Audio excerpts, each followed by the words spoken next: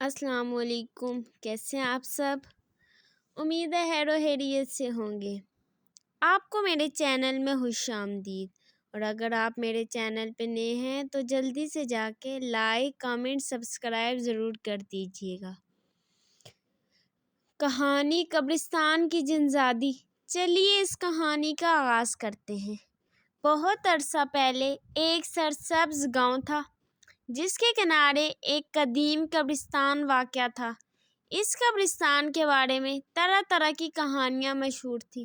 کوئی کہتا تھا وہاں رات کے وقت سفید لباس میں ایک لڑکی نظر آتی ہے، کوئی کہتا ہے کہ وہ جنزادی ہے، جبکہ کچھ لوگ اسے محض افواہ سمجھتے تھے۔ حقیقت کوئی نہیں جانتا تھا۔ اسی گاؤں میں حمزہ نام کا 16 سالہ لڑکا رہتا تھا۔ وہ بہادر بھی تھا اور تجسس پسند بھی۔ اسے ہمیشہ ان کہانیوں کی حقیقت جاننے کا شوق رہتا تھا۔ ایک شام اس نے اپنے دوستوں سے کہا، میں آج رات قبرستان جا کر دیکھوں گا کہ وہاں واقعی کیا ہوتا ہے۔ دوستوں نے بہت منع کیا مگر حمزہ نے کسی کی بات نہ مانی۔ رات کے وقت وہ ایک ٹارچ، پانی کی بوتل اور اپنی گھڑی لے کر خاموشی سے قبرستان کی طرف روانہ ہو گیا۔ چاند آسمان پر روشن تھا، ہلکی ہلکی ہوا چل رہی تھی، درختوں کے پتے سرسرا رہے تھے، قبرستان میں مکمل خاموشی تھی۔ حمزہ نے ہمت کر کے اندر قدم رکھا۔ وہ آہستہ آہستہ قبروں کے درمیان چلنے لگا۔ اچانک اسے دور ایک سفید لباس میں ملبوس لڑکی نظر آئی۔ وہ ایک پرانے درخت کے نیچے خاموشی سے کھڑی تھی۔ اس کے چہرے پر عجیب سی سنجیدگی تھی، مگر وہ خوفناک نہیں لگ رہی تھی۔ حمزہ نے کانپتی ہوئی آواز میں پوچھا، آپ کون ہیں؟ لڑکی نے نرمی سے جواب دیا، لوگ مجھے جنزادی کہتے ہیں۔ حمزہ نے حیرت سے پوچھا، کیا آپ واقعی جنزادی ہیں؟ وہ بولی، لوگوں نے میرے بارے میں بہت سی کہانیاں بنا لی ہیں، میں کسی کو نقصان نہیں پہنچاتی، میں صرف اس جگہ کے سکون اور احترام کی حفاظت کرتی ہوں۔ حمزہ حیران رہ گیا۔ اتنے میں قبرستان کے دوسرے کونے سے آوازیں آنے لگیں۔ 3 آدمی ہاتھوں میں بیلچے لیے ایک پرانی قبر کے قریب پہنچے۔ وہ قبر کھود کر قیمتی چیزیں تلاش کرنا چاہتے تھے۔ جنزادی نے آہستہ سے کہا، یہ لوگ غلط کام کرنے آئے ہیں۔ اچانک تیز ہوا چلنے لگی، درختوں کی شاخیں زور زور سے ہلنے لگیں، بادلوں نے چاند کو ڈھانپ لیا۔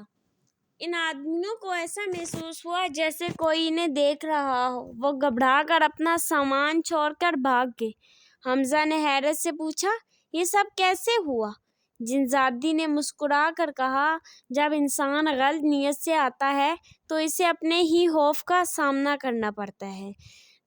دونوں کچھ دیر خاموش رہے، پھر جنزادی نے قبرستان کی طرف دیکھتے ہوئے کہا، یہ جگہ ڈر کی نہیں، دعا اور احترام کی جگہ ہے۔ افسوس کہ لوگ افواہوں کو سچ سمجھ لیتے ہیں، اصل بات بھول جاتے ہیں۔ حمزہ نے سر جھکا لیا۔ اگلے دن اس نے گاؤں والوں کو ساری بات بتائی مگر کسی نے یقین نہ کیا۔ کچھ لوگ ہنسنے لگے، کچھ نے کہا کہ اسے خواب آیا ہوگا۔ چند دن بعد گاؤں کے بزرگوں نے فیصلہ کیا کہ قبرستان کی صفائی کی جائے۔ حمزہ بھی ان کے ساتھ شامل ہو گیا۔ سب نے مل کر جھاڑیاں صاف کی، راستے درست کیے اور ٹوٹی ہوئی دیواروں کی مرمت کروائی۔ اسی رات حمزہ دوبارہ قبرستان آ گیا۔ اس نے دیکھا کہ وہی سفید لباس والی لڑکی پرانے درخت کے پاس کھڑی ہے۔ وہ بولی، تم نے اچھا کام کیا ہے۔ جب لوگ مردوں کا احترام کرتے ہیں تو معاشرے میں بھی احترام بڑھتا ہے۔ حمزہ نے پوچھا، کیا میں دوبارہ آپ سے مل سکوں گا؟